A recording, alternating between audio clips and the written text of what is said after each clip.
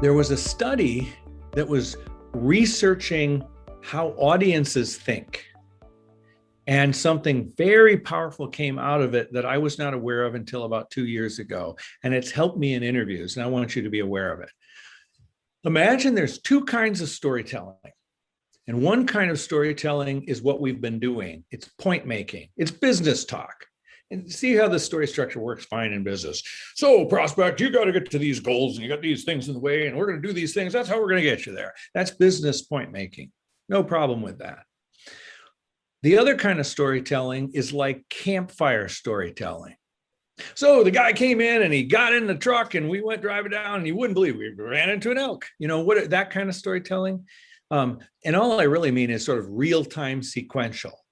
So the phone was ringing and I picked it up and I couldn't believe it. It was your brother. Your brother actually called me. So I'm like, John, you know, hey, what's up? And okay, that kind of storytelling. What they found is they put audiences in very different mind states. And what's key to understanding the value here is that the mind state that human beings are wired to be in most of the time is one called counter-arguing. So if I say there's one thing that's going to make a difference for you, part of your brain says, I wonder if there's more than one way. If I say the only thing that's going to work is, I bet there's another way. We should do this. Well, what if we do that? Does that make sense? We always do this. It's wired in us, and it's why human beings continue to socially evolve, because we always counter-argue whatever we hear. So somebody says, you will never do that. I'm like, I bet I will. Somebody says, sure thing. Oh, I bet there's risks. You know what I'm saying? We all counter-argue, which isn't a problem. It's why we build the beginning, middle, and end story to sort of prove out our concept. And it's why we unpack to provide evidence that the story we gave was true. But have you ever noticed that sometimes what you got to tell a client is not going to be popular? How many of at a time where we're going to tell them something that we know they don't want to hear? Happens all the time. If you have to present that and you're really worried about pushback, you might consider a campfire story. Because what they found is when you tell a campfire story, there is no counter arguing. So let me give you an example. Yesterday I was walking the dogs, and we always have the same route that takes us to the park, but there's this apartment that's always been kind of a little problem area in the neighborhood. And my wife says, hey, let's just go that way. So we went that way past the problem apartment. And to our surprise, the person we had a problem with waved to us. And we're like, hey, how you doing? And the person said, hey, how are you guys walking your dogs? And came over, person offered us a beer. We ended up hanging out and talking for 2.5 hours. Okay. Now, do you know what your brain, tell me, what was your brain doing while I told you that story? Somebody voice in, tell me what you were doing. Visualizing. Yeah, visualizing. You weren't saying, I bet you weren't walking your dogs. Oh, I bet your wife wasn't there. Oh, she didn't say. You don't counter-argue stories like that. What you do is you visualize it. The other thing you do is try to anticipate where it's going. What we've found is there's two reasons that campfire storytelling is useful in an interview. One is just to illustrate a point, to give you an experience of what we just said. We made a point. So let me give you an example. The other reason is when you think they're not going to like what you're going to say, sometimes you can say it in this way so they won't counter argue. And so I want to give you an example of how we did this once. It was a civil engineering project, and there was a systemic water issue. Everybody knew about it, but they made it absolutely clear, don't talk about that in the interview. We're not fixing it. We're doing this. So our team looked at it and said, oh my God, you can't do this without addressing that, but it's going to double the price of the budget. And they said, don't bring it up. So we ultimately decided it was so important, we just had to tell them the truth. And if we don't get the job, we don't get the job, but we're not going to go build this. We're not going to go waste their money. And it'll cost them more in the long run if they do it wrong. It'll cost them less in the long run if they do it right. So we started crafting out the beginning, middle, and end, and we thought they're going to argue with us on this. So what we decided to do is tell a campfire story and then stick it at the end. Our point was after the campfire story. So I'll just give you the campfire story.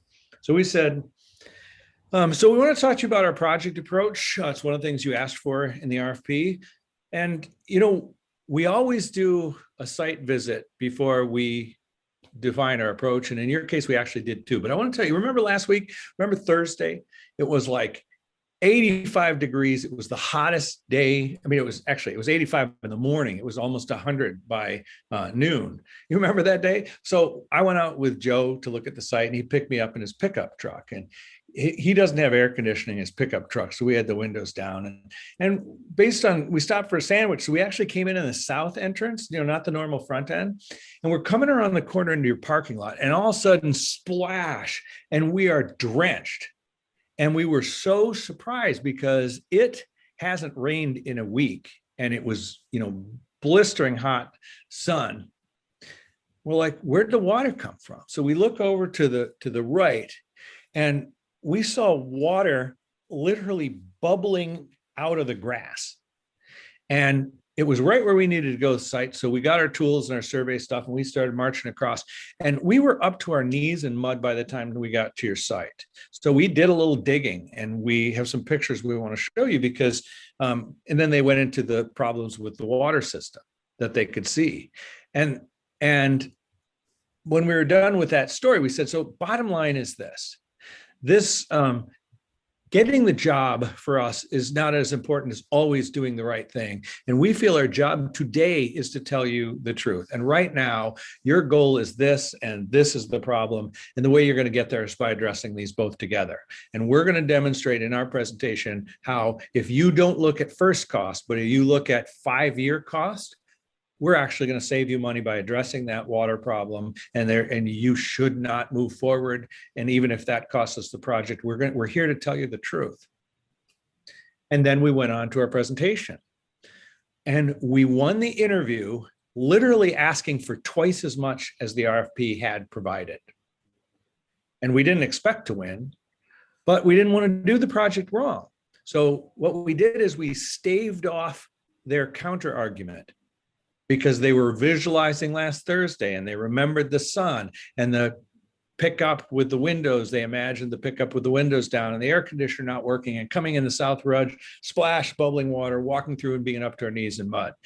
That got them to the point that the evidence was already there. Then we could hit them with this so what story. And it shook them out of their thinking. So the point that I want you to notice is, Campfire storytelling is how you create an experience of a point. And it has a very interesting value that it causes your audience to visualize instead of counter-arguing. Counter-arguing is human, it's fine. But on really, really sensitive issues, sometimes it's worth doing that to keep them, to get their mind open through visualizing. Or you just might want to tell a story like that to create an experience of some other point, regardless of whether it's a sensitive issue or not. But those are the two reasons to do the other kind of storytelling. Now, that storytelling may also have a beginning, middle, and end to it, but largely its function is to create an experience of what you're talking about.